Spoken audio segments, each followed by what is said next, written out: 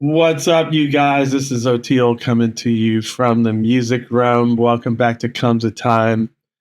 We have a special edition today that is centered on this little beauty, the Direwolf bands.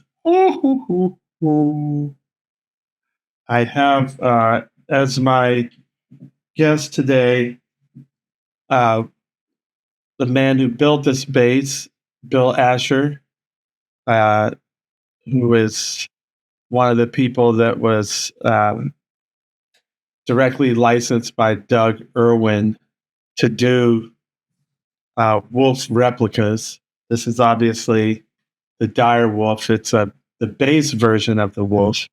And I also had my friend Andrew Kline on, who you may remember from a previous podcast. He's the one that connected me with Bill and Andy Logan and everybody, and got this whole process started. I couldn't remember exactly how it all came together, which is why I had them both on to help jar my memory as to exactly how it all unfolded. But it's a really fun conversation, as usual.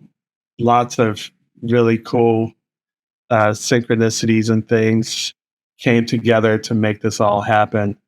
And they helped jog my memory. So this is the Direwolf bass episode with Andrew Kline and Bill Asher. Many thanks to Doug Irwin and all the other people involved in it who we talk about in the podcast, all the different parts and people that came together to make this thing happen. Go look for us on YouTube. It Comes a Time podcast. And we'll see you soon. Enjoy.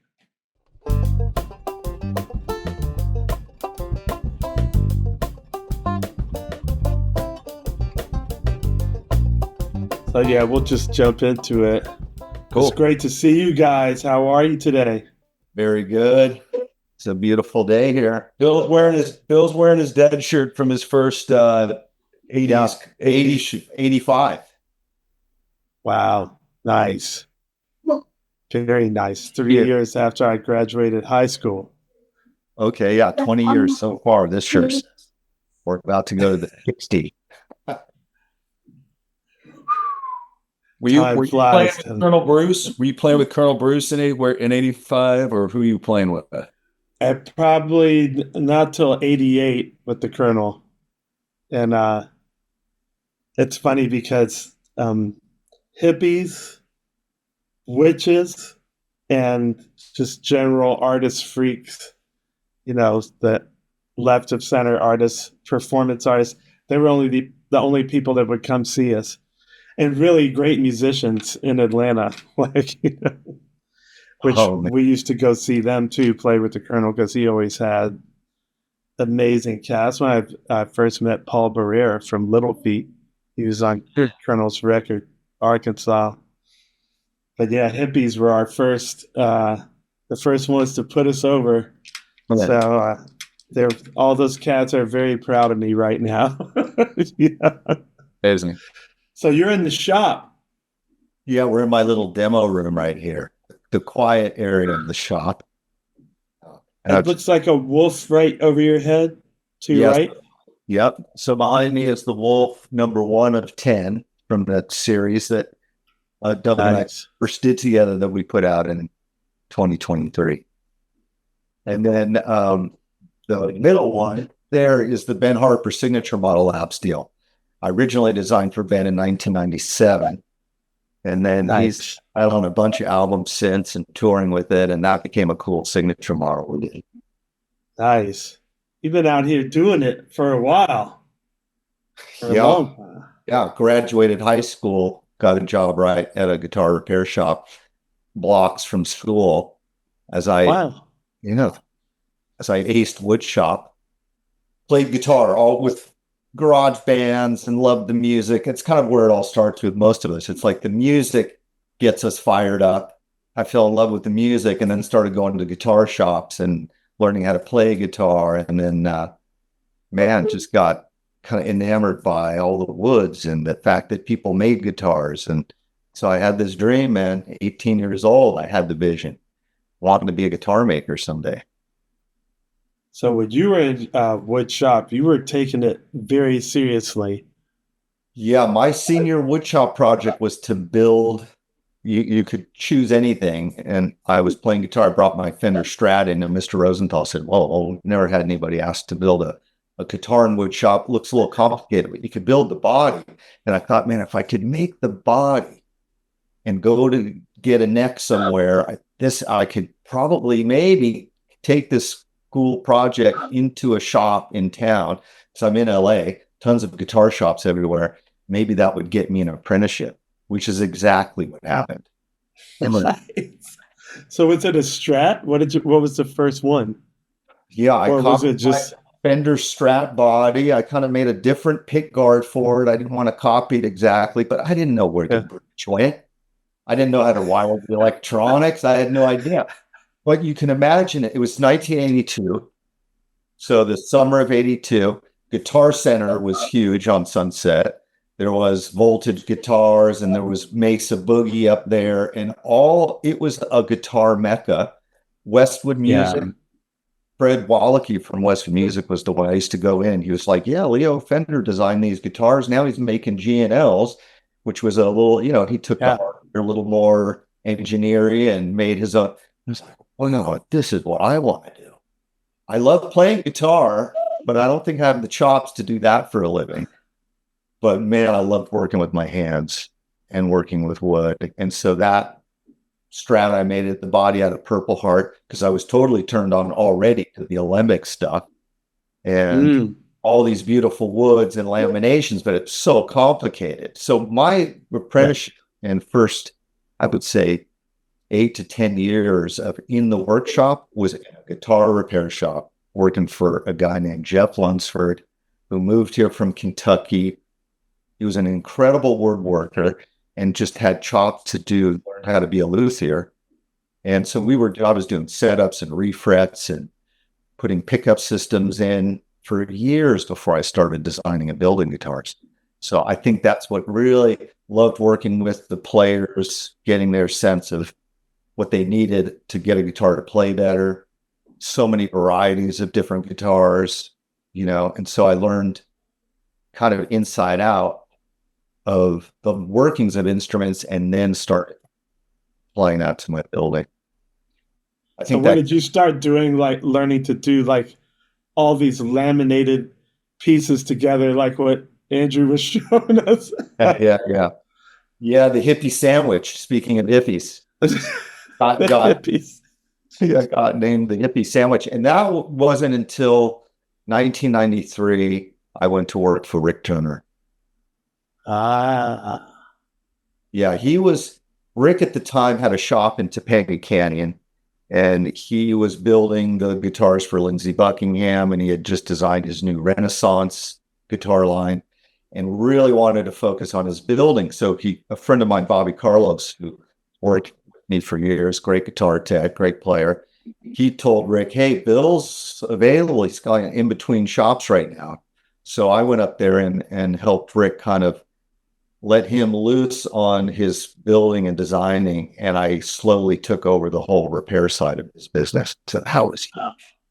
And then I was watching him do all the peghead veneers on the Model 1 Lindsey Buckingham guitars, and he was using for those guitars the neck blank cutoffs from Alembic. The Alembic bases were a big neck blank, and that piece, he saved hundreds of them from all their builds. We're making a lot of those necks out of that cutoff foot from Alembic. So that's where I learned that kind of construction and learning how to do the laminates and more complex wiring. Rick Turner was a great wiring engineer too. And so through him, that's how you met Doug Irwin? I had known all about Doug.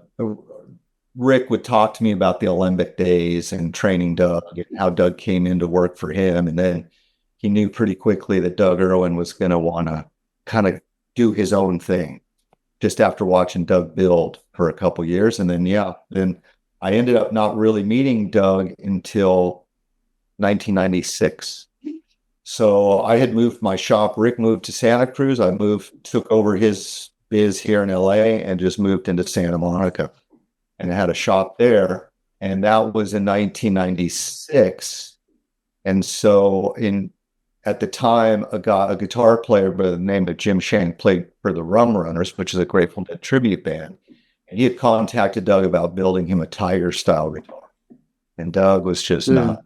He wasn't building as much, and then he was very about who he was going to build a guitar for.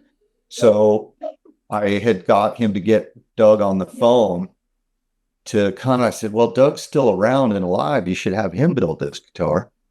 And Jim said, yeah, I've already talked to him about it. He's not interested in building it for me. And I said, well, let's get him on the phone. I think he should be like a part of this a little bit. I want to make sure we're getting blessing. And this was back then. And I said, I don't think we should do a Tiger. We should do your own kind of custom inlay. So that's where the whole thing started with me and Doug, and had Doug kind of get a little bit of royalty commission on that, had the customer pay him. So, and that was it. I never made another Irwin style guitar. So that one in 96 has been in the scene all these years. And it's called the Nighthawk. I did a cool hawk inlay flying over a mountain. Yeah. Nice. Yeah. I loved it. I love that you're so into the inlay, and your lovely wife certainly did a great job on mine. It's funny you say that about all the alembic bass necks, because the first time I heard of alembic was with Stanley Clark. Right. You know, with the bass. So it's kind of come full circle, you know, seeing those bass necks you made for the Direwolf was cool. Right, exactly. The 5 lamb. It was all about using Rick Turner, and they had designed these necks to be super stable over time. And they liked using the figured woods, but that gets a little tricky if they're, depending on how you use the woods and oppose grain, and the multi-laminations make it very stiff and stable. And then, of course, they were like military grade electronics in those guitars. So they were really thinking like, these have to be on the road-worthy, solid instruments for get them used and keep going. So it was a great learning experience working under Rick. And then meeting Doug didn't happen again from 96 until 2021 is when we introduced. And this was when you were going to start making the Wolf replicas, or this was just happenstance? Yeah, no, his stepson, Demian, who's kind of been his archivist and doing all his history and kind of trying to keep his story alive through his website and social media and all that, called me up. Another friend of mine was working with him on merch, and he would sit around and be a little bit, curmudgeon-y and upset about other builders making Jerry knockoff guitars, because they built those for Jerry. They weren't made to be mass produced and all that. And so, and especially an apprentice of his who kind of wanted to try to continue that legacy, since Doug wasn't, and Doug never really. You can't fight it, Doug. You created a monster here. People love these guitars. You got to fill the void. So don't fight people and be upset about it. Take it as a compliment. It's like, And so I said, let's just get you back in the game. You can look at me as like a master builder under your, tutelage. You can show me all your templates and how you went about designing and building these. And he was working with people that had come to him to try to partner up, and he was never really that interested. And he met a guy, Leo Elliott from Scarlet Fire Guitars, you know now. And Leo was really passionate about that kind of work. Music. And, Doug's designing and legacy too. So Doug said, well, let's talk about it. I'm going to keep Leo on board too. And I said, well, first I got to make the guitar. I got to make sure I can actually build this to your, you're up to your level. Like, I've got to prove that I can even do this. So that's when I built the prototype and then took it out to Doug's, and he was thrilled to hold a guitar of his that he designed that happened under his watch. out of his woods with his templates. He's and the idea of him getting back into the business and getting the recognition he deserves, and protecting his legacy and all that. It's just amazing. How'd that feel to you? Because I've stepped into that position, now 3 times, but the first 2 with the Allman Brothers, right, and then with Dead and Company, where it's like no pressure or anything. You just have Barry Oakley and Lamar Williams Sr. and Alan Woody and Phil Lesh to don't think about them. Yeah, right. But yours is like you have to think about. I mean, you're delivering a baby, basically. Is that a lot of pressure on you bringing it to him, or at that point did you feel more confident at that point in your building career? I was at a point where I had been building now for 30 something years. I felt like I was kind of ready finally to build those kind of instruments at that level, because they're aesthetically beautiful, but sonically and the construction is very specific to get them to sound like and feel like an organ. That was a big challenge. And it was, the prototype happened, and it's so funny. Andrew's sitting here because you guys are very tight friends, and he's on the board of directors, right, of your foundation. And we randomly met just after this whole thing started happening. John Mayer caught wind of the prototype that Doug approved and doing limited edition. And it was just kind of towards the end of COVID, and everybody was at the bike shop getting their bikes fixed up because everybody was right?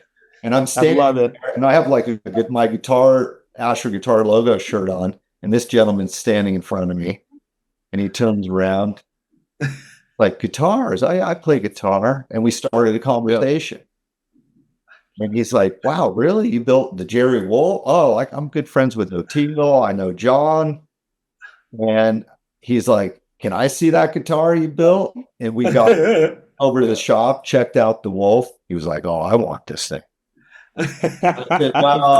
Yeah. I'm like, "This is the prototype. I don't even know if I'm selling this one yet, but let's talk some more about it." And then it was literally, I think maybe a week later, that Doug called, said, "Hey, John Mayer reached out to us and said, I've heard Bill's got this prototype. Can I see it?" And now I had John Mayer's phone number written down. I'm still calling him. That was pretty cool. Yeah. By the way, I had purchased number 1 at the time. When John, for the record. Oh wait, okay. And by the way, I met him way before I knew you. That's what for the record. Oh, okay. And so I remember we've been friends. Bill had actually built me this guitar out of a piece of redwood that I had. This beautiful. Whoa. So this beautiful redwood here, and made this gold top for me. And then all the Irwin stuff started coming about, and what's funny is the first one was mine, and it was like, "John, coming over to try the first one." So you're like, "I can see this is going away." Yeah. He goes, "John loved the first one, your guitar." And he goes, and he took it. And he said, "But don't worry." He said, "Don't worry, man. You can have number 2." And I was like, "If the only guy that can take number 1 from me is John, it's cool." And so I have number 2, which played with, which is right here, which played with you the other night with Direwolf. But I'm on Hamilton. Because Tom Hamilton crushed it. You guys just annihilated it. To do my good job here as color man in this conversation, I'm gonna go get a prop. Just give me 1 second. Yeah, no, get it. I'm gonna get a prop. So every time I come over to Billy Asher's shop here, I get to see old John Mayer playing my guitar.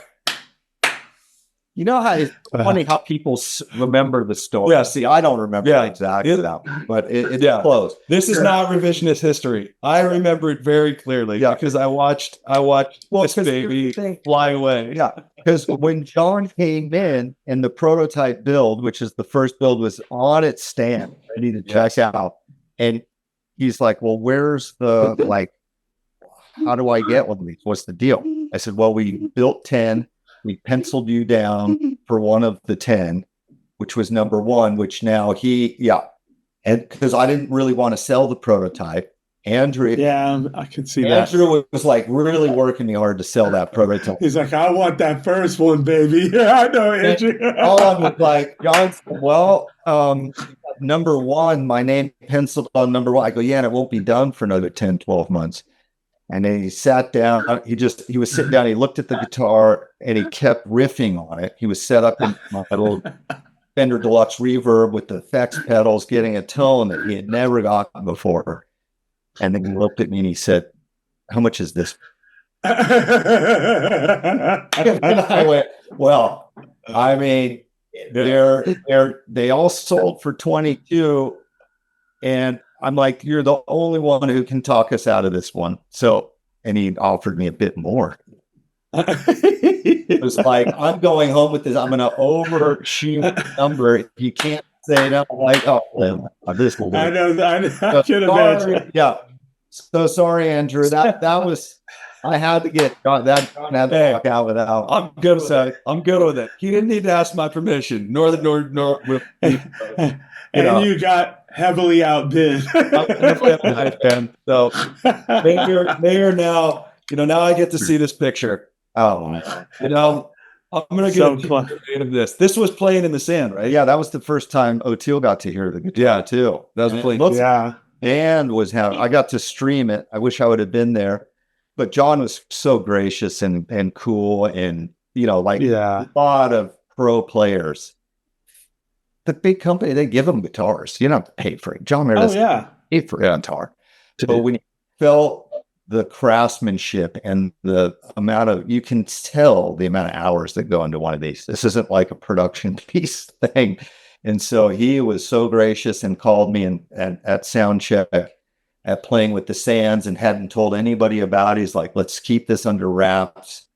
And he sent me a text from Mexico going, Bill, this guitar sounded incredible in rehearsals. I'm definitely playing. I'm playing. And then he did it down for 3 days. And we were watching it on Nugs, getting to stream it live. It was an incredible feat. And that was when I was watching you and him smiling back and forth, doing jams, and I just was over. Oh man, I was so proud. I know what you say resonates so much with me about, they're so aesthetically just unbelievably beautiful, but the way they play and also the way they sound, which is not just all the electronics. People have to understand it's in the construction of the guitar. My friend Jaden Lehman came over and I said, you gotta come over. You gotta play this bass. He's guitarist. He plays bass drums too. And he didn't have it plugged in. He just sat down cross-legged on the floor. And as soon as he played it, he went, oh. It's like, it just speaks. It's so resonant.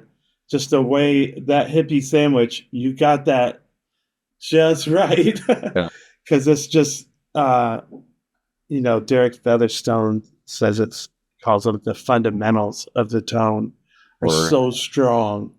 Right. And then, man, like, it's really something. It's really something. Because, it was a gamble. I was like, well, I know from watching, from getting to be with Steve Kimmock much more up close than with Mayer. Mm. Because when he got his, we were riding the bus together every night. Okay. With Dutton Company, everybody goes to different hotels, different buses, it's very much more separated. Right. With Oteil and friends, we all pound the same bus. So we're like, so Steve, and he was like, yeah. Well, dude, he was grinning. Like I don't see him get excited about anything, man. Like when this guitar player from India, Devashish Bhattacharya, who's like the greatest slide guitarist alive, period. Any of the greats will tell you that. He came and stayed at Steve's house for like a few days. And Steve was buzzing like that. That and Wolf are the two things I saw him get that excited about, and we got to pick his brain about it. And I thought, well, if I know how unique of a guitar it is, what might that sound like? Would that also cross over if you made a bass out of it? But one of the big reasons I wanted to have Andrew on this podcast is, like I said in my post, I don't really remember whose idea it was the first time to make a Wolf bass. Yeah. So fans will know that you've seen Andrew on Comes a Time before and our whole story and all that. But when you started telling me about it, Andrew, I was confused. And Eric Limarenko, our producer, can attest to this, because there was two Andrews and two guitar builders, and I couldn't put my finger. I was like, because it's Andy Logan, Andrew Kline, but then there's Doug Irwin, and I was like, but Bill's building the bass, so who's Doug? And I just was, everything was like this. Yeah. So I was like, we got to get Andrew on here to unravel how it's straight. Yeah. Well, I can unravel it. So, I mean, the reality is it's pretty, quite frankly, it all starts with this podcast, right? Comes a time, because I met Bill in probably 2021 at that bike shop. We'd stayed in touch. Bill came over to my house one time, and I had this big piece of redwood that he started tapping on. He's like, well, this is tonal. I can make guitars out of this. So I had to make, this guitar out of that. And then, I'm watching Comes a Time. And I think to date, I've watched every single episode. It was during COVID where I was craving for them to come out. One, because I was very much into music at the time, but two, because it was just so interesting. It's like Avi Loeb, and then, some hippie, and then some musician, and then some writer. I mean, it's just unbelievable, the amount of content. But you had Victor Wooten on, who was by far my favorite, I think, interview you've ever done. And I just saw the spirit of Victor come through that podcast. Yeah. Read all of his books. I wasn't that familiar with his music at all. But I read all of his books and was so moved by his content that I, just randomly sent him an email.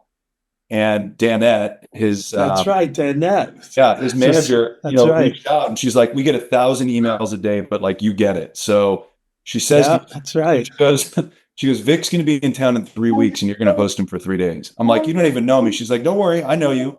I get it from the email. And so Vic came to town, true to Danette's word.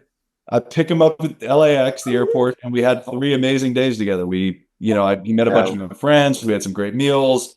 I took him to the human performance gym that I go to, and he did all the breathing and the meditation and the stuff. And then eventually, out of the blue, Danette connects the two of us together. She had been telling me for a while, you got to meet this guy. You got to meet this guy.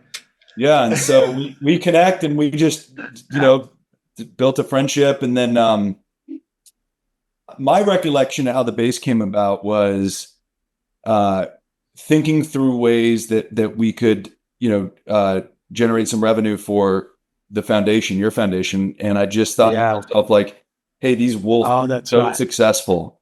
These Wolf guitars are so successful. There's such demand for them. What if we did one that Oteil plays and another one that we auctioned off, and then I threw the idea out there, and you sat on it for a while. And then one day you just sent me a text that said Direwolf. Right? Yeah. Direwolf. And that's when it took on a life of its own. And then I just was like, all right, well, let's get you guys together. And then from there, that's, you guys, and then that makes sense though, because I was like, I remember the whole thing as you describe it. And then you get to the point where, like, if you play in an auction, I was like, well, how am I going to play a Wolf guitar? I don't play guitar. Right. Yeah. So we must have talked about making a Wolf bass, and then I imagine at some point the light went off, and like Direwolf, and be like, okay. Yeah. And then we got to see, like, now that, what does that mean? Like, Because I do remember the first thing I was asking you is, Bill, is can we make it light? Because I know Alembic wanted to make me a 6-string, and I know their basses are just heavy. Like I've played Stanley's 4. Yeah, they're and it's got some real weight to it. You know, Osiris is really heavy, and you did a great job because I didn't bring the book in. I got Grateful gear. I had just ordered this book about all the gear from beginning to end, and somewhere in there they were saying that one of the wolves, I'm not sure if he had added a guitar synthesizer to it or something. Yeah. Kept adding stuff.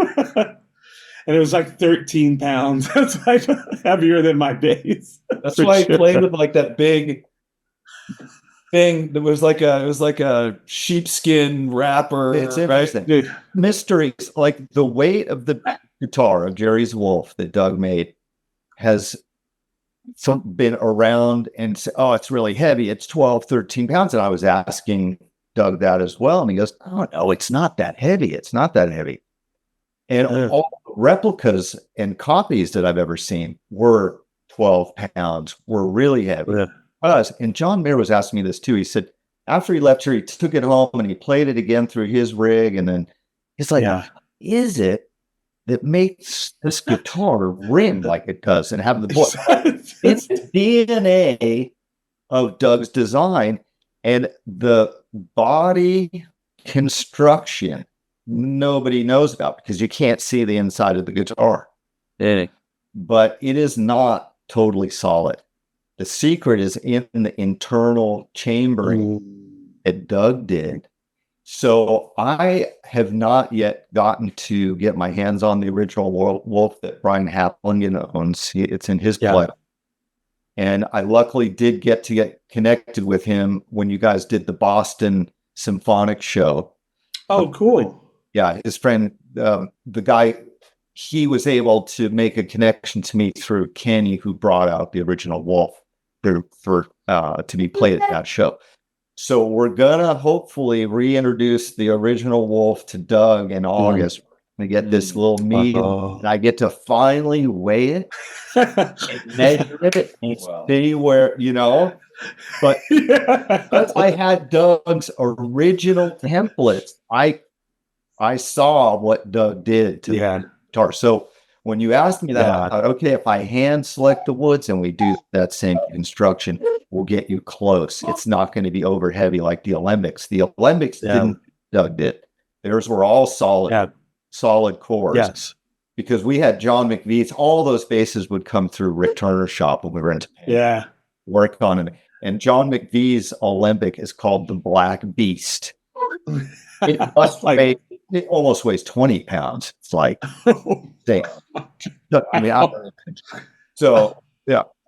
Doug definitely carried on the tradition of that style of building that he learned from Rick, but developed his own way to get sound and relieve the weight and have the construction and all these super hard woods. But then by doing that internal design the way he did, it allows it to just breathe and say, resonate and sustain. Like, have you found any dead notes on your diary? Man, I've because that's gone to very various practice sessions. I mean, the short answer is no. Which with wood basses, and I've said this on my podcast and on the Ozone, my teaching site as well. You have sweet spots, but you're going to have unsweet spots as well, which is why I really loved the graphite basses, because while it has no sweet spots, it has no dead spots.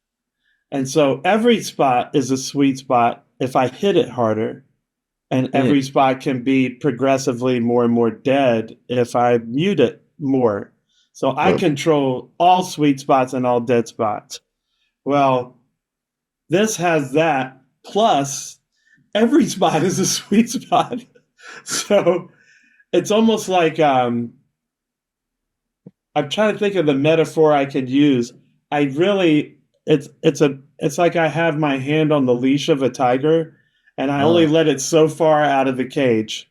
Like, you know, I don't have to like take my hand off the leash and slap it on the ass as hard as I can, you know. It's just like, you know, because I can overplay it very easily. That's what I noticed. I was like, okay, your technique can be much more refined. I have to like pull more things out of other basses. You know, I have to reach in and, you know, jerk it out or push it out, you know, go like this. And the bass is going, hey, man, you know, I got this already. Like, you don't need to just, you know, finesse me, man. Like, you know, and it's just been crazy. Like, I got to just lift it up because I know people have seen it, but it's just, oh my gosh. It's just, oh God, how did I do that? It's amazing. It's interesting. I mean, and so I sat here, Bill, the other night, you know, I wake up, I go to bed with the kids about 8 p.m. and I wake up around midnight and I'm just up. So I'll practice. And I sat here and what ended up happening, I was playing this A major 9 chord. Right. And I realized I had just started playing that A major 9 chord like I was doing an Om chant. I just been sitting there just ringing. It just kept ringing forever, man. And I was listening to the way the waves were moving, and then I was like, "This is unbelievable." And this is unbelievable. This is not plugged in or plugged in. Well, this is because I can't plug in late at night. So shout out to John Mayer's guitar tech Jeremy, who gave me this months ago. It's these Boss Bluetooth headphones. Oh, okay. You plug this in straight into the bass. Right. And then you put these on and turn on the Bluetooth. And I'm really glad that I couldn't make noise that night because I had to go find this and dig it out, figure out, you know, how does this thing work and whatever. And man, it has an app in it also. So there's whatever setting it was already set on had just a little bit of reverb on it. Right. And man, that's when I really heard the tone. I was just like, oh, no way. No friggin' way, man. I was mentioning to you the buffer that Mike Wald recreated, the FET buffers from Jerry's guitars. And this kind of instrument with high impedance, regular pickups, going through that unity gain buffer, you just lose no top end response, no signal. Dude. So going direct with into headphones, I could imagine you're just like deep inside. Yeah. Right. Only modulus basses have this thing. You don't get the regular bass tone. You get something else, but that something else is this ringing like a piano when you leave the pedal down on a piano and you hit notes and they just suspend there. I got to tell you. Oh, sorry. I didn't mean to cut you off. What were you going to say? No, you go ahead. You go ahead. Well, I mean, I watched John play Wolf, the number 1 prototype on the Playing in the Sand, and you could just tell it just cut through differently and not like sharply, just it like resonates with everything else and stands through. And then when you came to LA and Oteil and Friends played here in LA, yeah, Bill and I were at that gig where Kimlock played Wolf number 4. That was his introduction. Yeah, it was the first time he played Wolf number 4, and I mean, Bill and I are in the audience just going like, I can't believe this thing.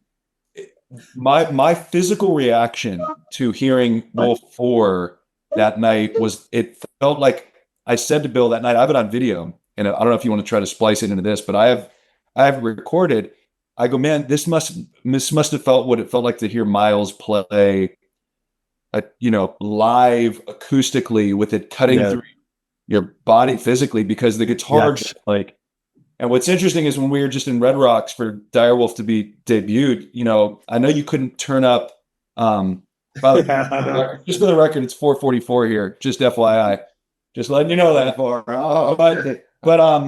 But you I know you couldn't turn up all the way, but when you and Tom were playing, man, there was just everything cut through differently. I think it's a testament to obviously the person holding the instrument playing it has a lot to do with it, but they just uniquely cut through things and have a mastercraft tone to them that when you can feel them in person, they're just different and they're special. And I remember go ahead. I was going to say it makes a difference. If anybody has ever seen this thing called cymatics, and what they do is they will take tones and they'll vibrate water or vibrate sand. Right. And as you go to different notes, geometric shapes change. They're very specific geometry.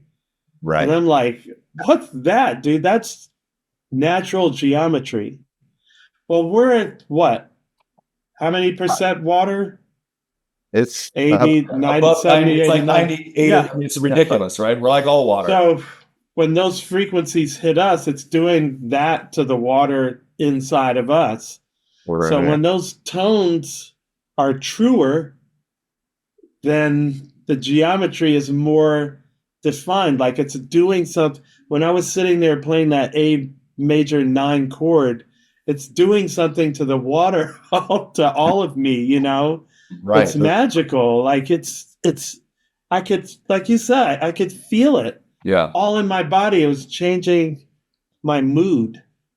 I just got lost in this meditation of it. And in those headphones, one of the things I hate the most, man, and it just, you can't help it because of the nature of what I'm doing, but a lot of high end gets put on my bass when I'm playing live. And, you got 2 guitars, keyboard, 2 drummers. So there's all these cymbals. It's just high end, high end, high end, high end. And then the bass is supposed to have, so you don't really hear it till I start soloing. And then it's like, oh, that's too much high end because everything else goes away. Well, the high end here in these phones, with the Direwolf is so crispy and clean. It's like the first time I thought, I think I might be able to do a solo bass record or a solo bass performance. I think I might actually start working on Bach cello etudes, because it's like such a pure. I wish I had the words to describe the sound, but it's something that I've never gotten before that I thought, oh, I want to try these Bach cello pieces and actually let people hear it. I can't articulate it either, but when I heard Steve play number 4 at Oteil and Friends, and I was standing next to Bill, I mean, I just had to close my eyes and physically feel. Do you know who Theron Peemster is? He's a producer here, Theron. I was talking about it with him because I saw him play one night, and I was so moved by his music, just thoroughly moved by it. And he and I had a conversation afterwards, and he says it's just resonance. He's like, look, man, that's it. It's just resonance. And he's like, you liked my music because, after we sit here and talk together, we're very like-minded human beings, and we approach the world the same way. And so my music really resonates with you because we resonate as humans. But I feel like it's the instrument, allows the transducers in us as human beings that are picking up those waves to just it penetrate even more clearly because it's a feel that is so unique to these instruments. And after hearing Direwolf at Red Rocks, especially the third set when you got to turn up a bit, man, it was the same thing with Direwolf. And by the way, the first 2 sets were magical. And I talked to Tom the next morning. Yeah, Tom was like, can you believe how Oteil and I were resonating between, because Tom played my Wolf 2 and yours. And for those songs, man, it was amazing. But I feel like the same thing I felt with Steve that one night when I first got to see Wolf number 4 in person is the same thing I felt with Direwolf. It was like, okay, it really worked, man. It really. And now I know what it is. I was like that because Steve Kimmock, when did we first start playing with Steve? It was with Aquarium Rescue Unit Tracks. I want to say 91. Oh, wow. Right? And me and Jimmy were standing there watching him sound check. And we were like, that's the best tone I ever heard. Then he switched to another thing. And we were like, that's the best tone I've ever heard. And then he switched to another guitar. And we're like, that's also the best. And then, so we quickly learned, like, that's his thing. There is a guitar, which he has tinkered with endlessly, matched with an amp that he's tinkered with endlessly for them to make this hippie sandwich. And each one of those things is like a little Rubik's Cube that he goes, ta-da!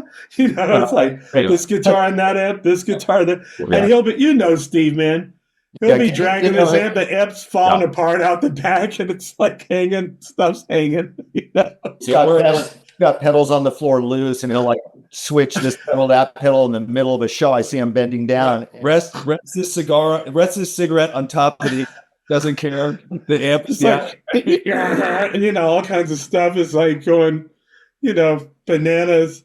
Yeah, so when you introduce Wolf, for me, over the years of that, but you introduce the Wolf into it, it's just another amazing guitar tone, but his reaction was like, and I was like, okay, this is something altogether, because he has each perfect tone.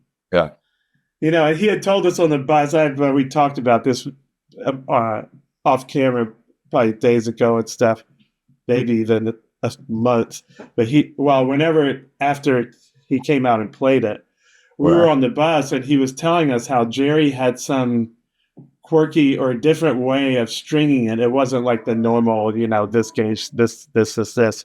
There's some string that was a lower gauge or something. I don't remember what it was, so don't worry. Get Steve on and have him tell us. But after that first night, and I could see he was like buzzing hard. I walked into the dressing room the next night, all the strings were coming off. I was like, uh-oh. Yeah. Houston, we got because he was putting whatever that that other way of stringing it was. Because Steve played the original with, Jerry handed it to him, and he knew, they were two guitar nerds. So, I was really excited to see whatever that thing is, what it is going to feel like on a bass. And now I know. It's true. It did transfer over. Yeah. It's that same resonance, the same projection of notes that I Bill, I want you to go through some of the people that I didn't shout out in the post, because I really do want to honor everybody that got involved, played a part. Yeah, so like the Waldotronics and Seymour made these. Mm-hmm. It was quite a whole concept to try to recreate a Wolf version bass of the Wolf guitar, because it's never really been done like that, approached like that before. And so, there's the brass, like getting to know Kimmock is technical wizardry stuff. He's like, I was like, dude, you're like the car, the race driver and the mechanic. He's like playing tension of screws and lowering the neck pickup so it doesn't have as much magnetic pull as the other pickup. Yeah, it's just getting to it that deep is so fun for me because it's like you get into the little finite adjustments that get you tones and things. And to do the bass, it was like, okay, reverse engineer this thing to a 34-inch scale instrument. And what we had to do too that didn't exist was there was no 6-string bridge that was like bridge that came off the wall. So that U-channel machine bridge. So I reached out to Jeremy Colas at Advanced Musical Products, who that's their business. They make machining work. Yeah. So I drew this bass, which is how I do all of my builds, we go from talking together with the musician, the player, me and Oteil, to like, okay, how are we going to do this? Then it goes on to paper, and I drew the whole bass out on paper to scale. And then from there, I'm like, oh my God, I need it. So I reached out to them, Advanced Musical Products, Jeremy. They machined the bridge, upscaled the tailpiece as well, Irwin's tailpiece. So the hardware, it didn't exist. The pickups, like, how are we going to do a set of DeMars? That's the tailpiece, right? Tailpiece Yeah, that's the other way. Tailpiece is Oh, bridge. yeah, sorry, where the saddles are, bridge, tailpiece. Tailpiece. So that, Doug Irwin hand cut those out of brass back in the day that, he made. And then Rick Turner was the one who designed that U-channel style bridge, but there wasn't none of those existed for a bass. So I had to reach out and pull some amazing other people together to make this whole thing happen. So the hardware came from them. I made the brass pickup plate because I can do enough machining some brass. All the electronic. Yeah, I made that by hand out of brass. And then we got to get layer. Okay, so now we're looking at the back of this thing. So you didn't even know that the all inlay piece was coming with the instrument. That was a surprise. No way. Talk about a surprise, bro. So cool. Woo! But show the pretty strap on there too, Oteil, from beadwork by Jenny. Oh yeah, people have seen this bad boy. Pretty. Yeah, so we thought, we should do something special on the back after the Direwolf was approved and designed with Doug and you and me and Jessica and Jenny. And then we were like, let's put something special that he really connects with on the back. So that was really fun to pull some spiritual stuff into this instrument. And then the pickups didn't exist either. Yes, Seymour Duncan, right? No, Larry DiMarzio. Oh, DiMarzio, that's right. Sorry, Larry. Sorry, Larry. So, and the sound we keep talking about. Thank you, Larry. Yeah, the sound and frequency, and Jerry Garcia was always searching for clarity, and the Wolf guitar went through some changes. It started out with single coil Strat pickups, and he wanted something a little more aggressive, a little more output, so he went to the DiMarzio humbuckers Doug Irwin put in, which are dual sound. So I called Larry DiMarzio. Larry, we've got to build this 6-string Direwolf bass for Oteil, and it's based off of Jerry's Wolf. Would you be interested in making a set of dual sounds and an SDS1 spread out for the string spacing on this bass? So he came down to the shop, looked at all my drawings, and they actually 3D printed the bobbins for your pickups. Wow! Found them in the shop there. Him and Eric, his main guy that does a lot of the new R&D stuff and making of the custom shop pickups to get them in production. And they sent us the first set. And Larry was thrilled when I told him it hit the stage and out the gate. This bass sounds amazing. So incredible, man. It's amazing how many elements and people came together to make that one instrument happen, and for it to hit a level of tone and all that. But we brought, it's got the brass sustain block under the bridge that Rick Turner and those guys in Irwin used. That was to help create more sustain and connect the strings into the body more. So there's just a lot of math. That's a big part of it. Yeah. And a lot of different working together. It's some amazing alchemy going on there. Man, when I was a kid, and when I say kid, teenager, I started playing bass. Seriously, I was 15 years old. There was just, Fenders and Gibsons and there was the things that you heard about. But that was kind of late 70s, early 80s. People were wanting to make all their own hybrid everything. Well, I want to put this pickup and that, put that neck and that body and blah, blah. And I just remember DiMarzio pickups was if you wanted any kind of replacement pickup, you could always find, it's just one of those names that, to think all these years later that he would be making a custom pickup just for me is mind blowing. It's are you kidding? If I could told my 16-year-olds, or however old I was back, wow, this is crazy, man. That's really crazy. Yeah, like I said, I kind of felt like I finally reached a point in my career that I could actually pull something like this off. I mean, I've been doing this for 40 years now. I was installing, and I was a part of that whole mod crew with guitars and basses through the 80s. We were putting Lloyd Roses and I had different pickups from DiMarzio and Duncan, and we were doing all those mods. And to be able to have Larry's number in my Rolodex, to be able to call him and say, hey, would you be a part of this project? Like, it was amazing to have those people connected with me so that we could make this happen.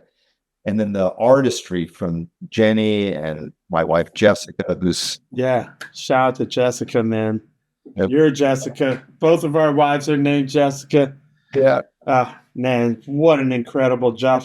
And I told people, it's so weird that, there's a lot of basses, all of them, when they're in the shop and they're just sitting on a stand like this, no amp, nothing. I just grab it like that just to feel. It's like, when you shake someone's hand, you can't help it. It either feels good or it feels like, ugh. Or neutral or whatever, you know what I mean? But there's just an immediate thing when you touch it. I remember when I was looking for my, I wanted a 64 Jazz and a 64 P bass because that's the year I was born. And I walked into this shop in LA and I saw this old Jazz. And I'm like, oh, I wonder what year it is, I grabbed it around their neck. I was like, oh, what year is this? They said 64. I was like, oh.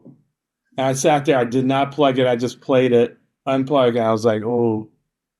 Like, when you know that much, it's like, before you even plug it in, and this, I gotta just say, man, more than any other bass that I've ever had, and I see why now. It's because of this confluence of people and all their intentions and energy.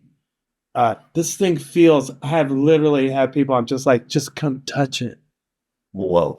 Just come and touch it. It's like that that chemo made me from Hawaii. You just touch it and you're like, it's like a crazy crystal or something. You're like, oh, it feels like alive. Yeah, it has this energy that's very soothing. Okay. Very soothing, but feels alive. And it's really cool for me to hear that, because I hear like, you're just as tickled to be able to have DiMarzio, like you could call him and do this. Like, I'm just like, whose life am I living? But all this magic cumulatively, you can feel it in there when you touch it, and you can feel it, all the things that go way back. I mean, it's a deep instrument, man. Yeah. I don't know what else to say. I could try forever to use words to describe it, but the best I can do is just play it. And as I master it more and we merge with each other more and we make our own little hippie sandwich, I'm going to really be able to show people, like really be able to show them how much magic is in that thing, because it's alive. It really blows my mind. Yeah, amazing. I'm so proud, real honored. It's been great to meet you and create something. I love collaboration work with different artists and people. I've been doing that a lot with, there's an incredible guitar player and artist out of New Orleans, who's a friend of mine, Don Moser, who's like a musician, but he's an artist, craftsman. We've done all of this metal work and implemented it in the guitar stuff and made things. And then, nice. Being able to work with my wife at this business too. And she, she's got the master's degree, right? I aced wood shop. She went through, and she's super smart, talented, and started learning to figure out how to recreate Doug's precision inlay work and things. And so she mastered the whole programming so that we can recreate the inlay work on this beautiful little CNC machine we have that can do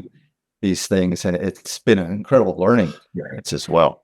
And there's not another bass out there that's been constructed like this one. Like Doug found it really fascinating doing this offtake of Oteil into a bass. And he was thrilled when he got to hold it right after fine sanded and ready for lacquer, and we were cutting wood together on it. And how do we? I'm like, living the dream. Look at the eyes of an 18-year-old going, I want to be a guitar maker someday. And it's like, we are all like, amazing, man. So far past my dreams. Yeah. Colonel Bruce always told me, he's like, oh, dream bigger, man. Dream to the sky's the limit, This is like, yeah, it's amazing. I think about every time I pick it up. I gotta say that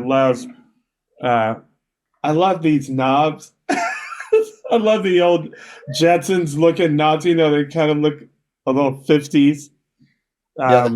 Jerry searching around for different parts because the bass had these black plastic knobs on it from some other stereo that he liked, and these some Macintosh or something, I don't know.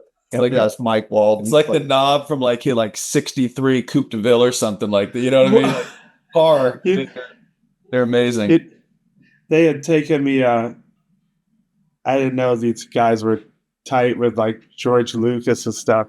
So my first year with Den Company, Sharuki, God rest his soul, he texted me, hey, you want to go to the movies on Tuesday night? I guess we had a night off or something. I'm like, okay. And he gives me the address. It's just this industrial park. I'm like, dude, there's no movie theater here. What's going on? I'm like, am I getting ribbed? And so he goes, you're fine. Just stay there. You're in the right place. Just hang right there. Someone comes out and they go in. So it was 10. What is it called? 1032, 10 something. It's there's the George Lucas Studios, the first THX theater and the sound stage where they shot the original Star Wars. So I get in there and I'm like, oh, okay, what's going on? So we watched some, I think it was a Predator movie that had not come out yet that they did. So we got to see it in that THX theater. Well, then after everybody leaves, they give me a tour of the place. Because they built Mickey's Beam and all this stuff, and so there's one of those old cameras, like in the black and white movies where you have the camera and then you hold the flash. It's got the big aluminum looking dome and the handle, and they go freeze, and the flash goes off. Yeah. And so he takes the flash part and he takes the dome off and hands the handle to me. He goes, recognize it? And I was like, it's a lightsaber. This really old thing. It's the lightsaber. Wow. And so that's why I wanted these, because these look just like that. Wow. It looks like that same metal. I was like, dude, that's what I want. That's so cool. Where the old is new again, That's amazing. Oteil, I have a question. So I friends of mine who've held the original Wolf said the action is really high on it, and that because Jerry was a banjo player, he liked the higher action. Yes. And when I held your bass, when I held Direwolf at Red Rocks right before you went on, I was like, man, this action's really high. And you're like, dude, I need to get in there. And I've held a lot of basses. I feel like your action is almost higher than most. Gotcha. Yeah. And I'm a drummer, so I like to, Yeah. It's interesting that you and Jerry on that same guitar have such high action, right? Like noticeable. Well, it's also kind of for the same reason because banjo action is like you got to fight that thing, man. It's stiff. Well, yeah, all strings tuned up. They're pitched. That action can be it needs to be a bit higher so those notes ring. Basses, it's like different. Leland Sklar, his action's super high.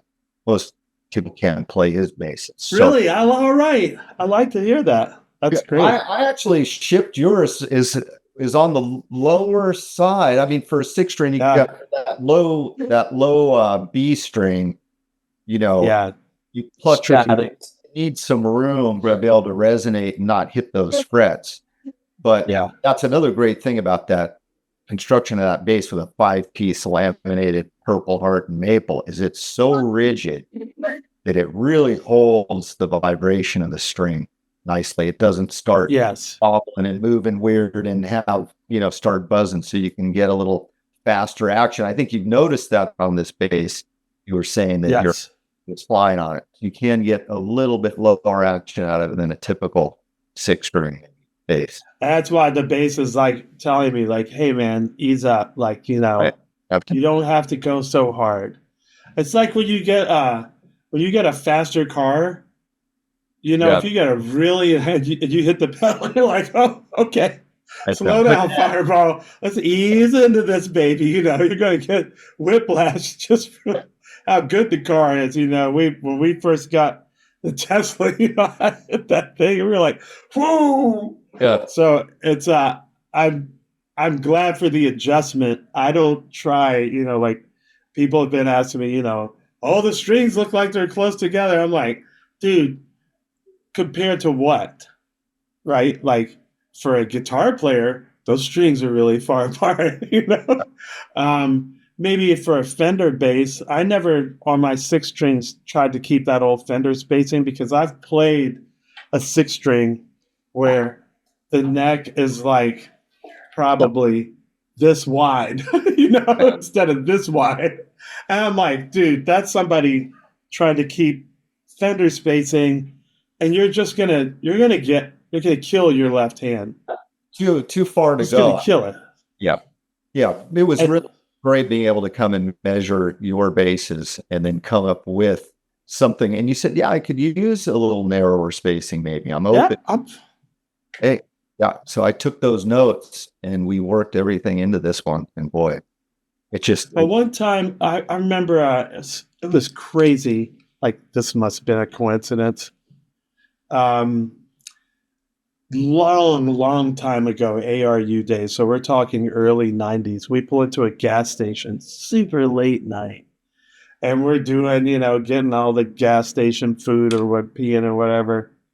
And this guy goes, Oteil, oh my God, I've been dying. I've been wishing that I could show you this bass. And I was like, okay. He gets in his trunk and he pulls out a modulus 6-string, but he purposely had the 6-string made on a 5-string neck.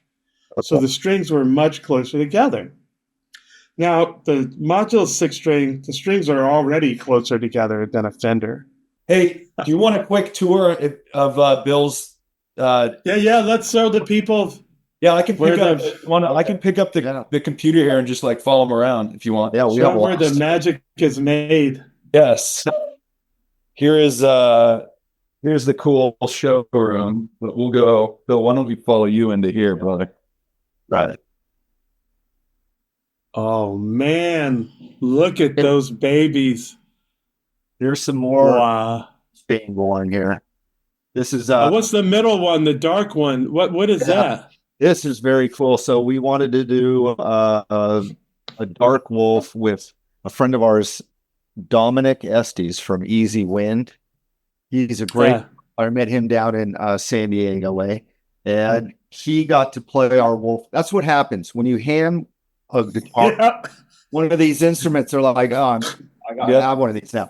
I'm gonna have to mortgage my house and save up, get a loan. So he's getting Dark Wolf. He's gonna debut it in first weekend in August 8th, which is my dad's birthday, by the way. So this one's made out of black walnut, and it's just gorgeous. The walnut and Purple Heart. So it's built exactly like the traditional Wolf, just different wood choices. Can you turn it to the side again? I mean, so you can see. There's the hippie sandwich. So there's like 4, 8, 16, 17, 18, 19, because they're book matched back 20, 21, 22, 23, 25 pieces so far, plus 6 mirrors there. Then you got a head plate. Wow. It's incredible all the pieces that it takes to build one of these. And this is a 73 version, which is how Jerry first got it. So this had no stickers, no inlay yet. This will have 3 single coils in it. Yeah. And, I still do repair and restoration. So I have a 1936 Low 18 getting a neck reset right here. Oh, Dovetail. wow. It holds the neck together. You got to really trust me to let him do that to your. Yeah. Man, I take a 36 apart like that. That's like those old violin makers. Old violin. Wow. Some true lutherie going on in here with man. restoration. And then I've got more going on. Let's see. Here's one on what's this one? Oh, yeah. This is another Wolf. And this is number 9 of 10 of the first. This is pretty much the last two I'm just finishing now from our first edition. And then we just started the 78 Triple Cream builds that we're going to continue on to make, because this was limited to just 10 of this specific era of electronics, pickups, wiring, inlay, which is a fun. Yeah. Jerry kept experimenting, which was great. He kept working with things and trying different stuff, and then, searching for that tone, never ending. Templates. Tons of templates for all the different builds that I do. Different cavities for the Ben Harper model. Oh, we got more wings here. 78 Wolf number 3, 78 Wolf number 2 in the build. Richard Barry's getting that one. Little fixtures and jigs. This is set up. Nakedi, they do some cool guitar building, and he made some great jigs. So this is the custom jig we just had of laser cut for us to really accurately put in the side dots. All that's drilled by hand. Yeah. By the way, the side dots, bro, they're so good. You can see them well too, right? Yeah, man, it's such a drag when all the lights go out, and then you can't. Yeah. I'm still, I'm still using them as an old man. Yeah, I asked Doug, I'm like, man, what did you do for the side dots? And he said, I used Sturt silver side dots. And when I sand it sanded with 220. So I leave those 220 marks in the silver when that's sanded flush on those side dots, so it catches the light. That's how they you can really see them well. Hey, Doug, Bill, pick up this one with the hippie sandwich in action there. All right. Here's one just getting glued up. So the back of the headstock is cut and curved out, and then these are all placed on with opposing grain to make it really strong. I fixed so many broken headstocks over the years from Gibson's, and that's where Rick Turner and them decided to do these laminates over to make it super strong. You can see the little curves there right under where the headstock and the neck meet. Yeah, yep. Those, exactly. So that's what's making it more stable, huh? Yeah, stable and harder and stiffer. And then with the ebony head plate on there. I remember when the Direwolf looked like that on the front of the body, when there was nothing. I love the picture you sent where you cut all the wood out for the pickups, and there was that big pile of shavings on top of the guitar. I loved it. Yeah, the technique building, it's like I said, it hasn't changed in a long time. And we were, the skills and some of the tools change and all that. Here's some bunch of lap steels in the build. This is what I designed originally for Ben Harper. So here's a signature model of his ready for binding. So man, we just, to be able to buy just huge logs of wood and be able to cut and machine and sand and create an instrument that's going to inspire a player to create the music. It's just an incredible symbiotic relationship between the luthier and the player. I love this job. I love this work. It's art. It's just a lot of precision and skill. And then you hear it being played on stage and you're like, whoa, that we're creating this together. Yeah. Music. It's so gratifying. It's just, I feel so lucky to be here doing this, creating this. I tell you, man, it's like I've always said that at its best, science is an art also. And, this is the quintessential expression of that. Yes, a nuclear bomb is also a work of art in a really dark sort of way. But this is just, to think of all the precision and science that goes into it. And we haven't even got to the electronics yet. I know. Just all the construction and all that. It's just mind blowing. So you're definitely the man for the job.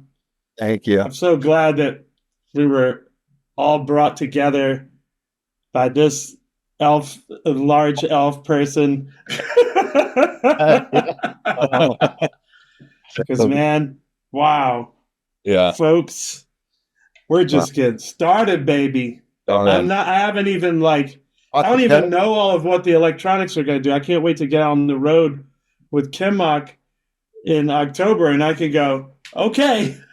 I told him, what? I don't understand this setting. What is why this? And he'll be like, well, Oteil, blah, blah, blah, It will get more simple to you as you get into it, and the effects loop is going to be fun for you to play with. I think with the effects too. I think the envelope filter, get some of those Jerry riff tones out of a 6-string bass. Why not? Those solo. Bootsy had that same reverse wah thing on with Parliament Funkadelic. So one of his classic tones, he calls it tiptoe funk. Oh, but it's that same it's the other direction scoop. So I can't wait to really I'd started to figure out the filter on the Osiris bass. Right. That took me a while. I was like, oh man, this is not my area. But now I'm older now. I'm like, hey man, it's just like anything else. You don't get it now, but you will in a little bit. It's a race car. It's got a little more complexity to it. And the driving of it takes more finesse. It's a lot of power. It's an amazing connection and molding into how this is going to shape some of your music and how you're going to be able to experiment, expand tones that you never got before. That's the fun of it all. And Doug Irwin, when I left his shop and we shook on to do this to help carry on his legacy, is we're only doing this if we're having a good time. No other reason to do it. He's got the spirit in him. I love it. It's just amazing. The joy of this craft and being a part of the music is a special place to see. Yeah. I think that, and that's where I'd like to leave this with everybody. Man, the joy, it's everything, man. That's how you know if it's not right anymore. If the joy's gone, you either got to bring it back or you got to move on to where the joy is moved to. Because what else are we doing here? I want to inspire people. I don't want to entertain people. You get entertainment anywhere, man. Right. I want to transmit that joy. And wow, I can feel every bit of your joy in this thing, and everybody else who had a part in it. So thank you, and everybody that had a part in it. It's really, I hope to honor it properly here in the coming years.